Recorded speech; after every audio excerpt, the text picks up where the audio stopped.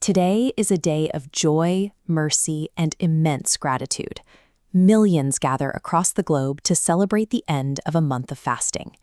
In this video, we are going to walk through the exact step-by-step method to perform the 2 rakats, or units, of the Eid Fitr prayer behind an imam. We will clear up exactly how to perform the extra steps unique to this day. Before we begin the technical breakdown, you must secure 3 basic prerequisites.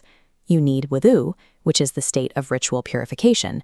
You must be standing in rows behind an imam, and you must be facing the Kaaba, the central direction of Islamic prayer.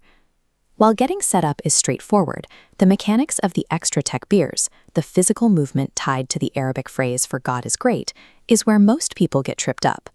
Step 1 happens entirely in your head.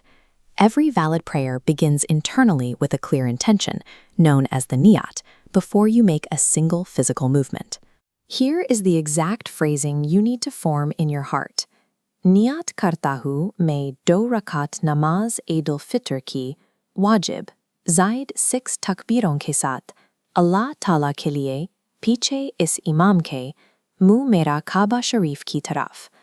By setting this specific intention, you acknowledge the 2 units, the 6 extra steps, and your commitment to follow the imam.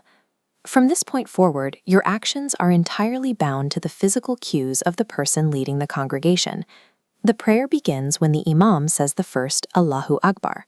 You will raise your hands to your ears and fold them, just like the start of any standard prayer. This diagram shows what happens next.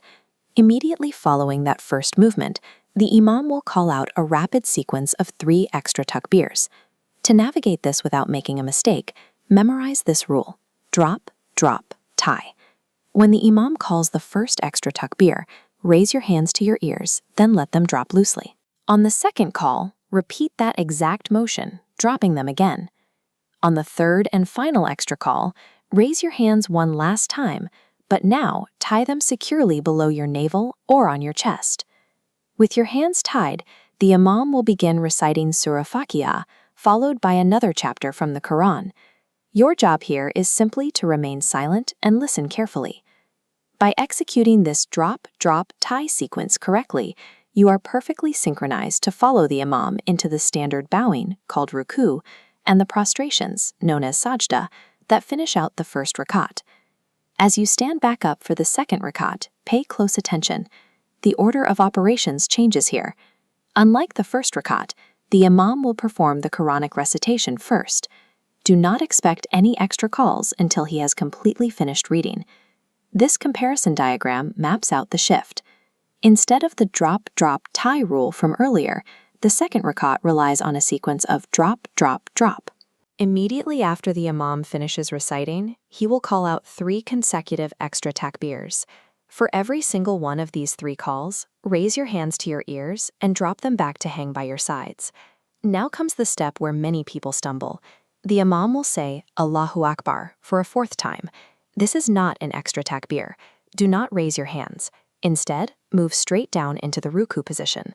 Mastering this inverted sequence and recognizing that the 4th call is your direct trigger to bow ensures your technical execution remains flawless throughout the prayer. From that bow, you will complete the standard final actions, finishing the prostrations, sitting for the final testimonies, reciting the Durood and Dua, and turning your head for the closing salam. Many people assume that once the final salam is given, the Eid ritual is entirely over. That is incorrect. Remaining seated to listen to the imam's post-prayer sermon, known as the Khutbah, is a wajib, or mandatory requirement. While the imam delivers this sermon, you must maintain absolute silence and focus.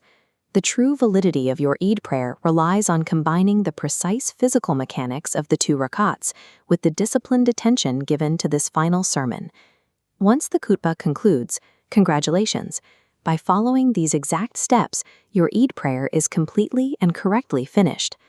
Now the focus shifts to the true purpose of the day.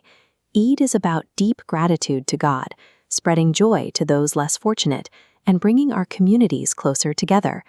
May Allah accept all of our worship and bless us continuously with His mercy under the shade of every Eid. Ameen.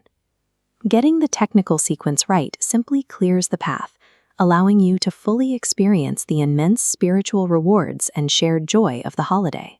If this tutorial helped you prepare, please like and share it so others can benefit. Make sure to subscribe to the DHS Islamic channel for more guides, and Allah Hafiz.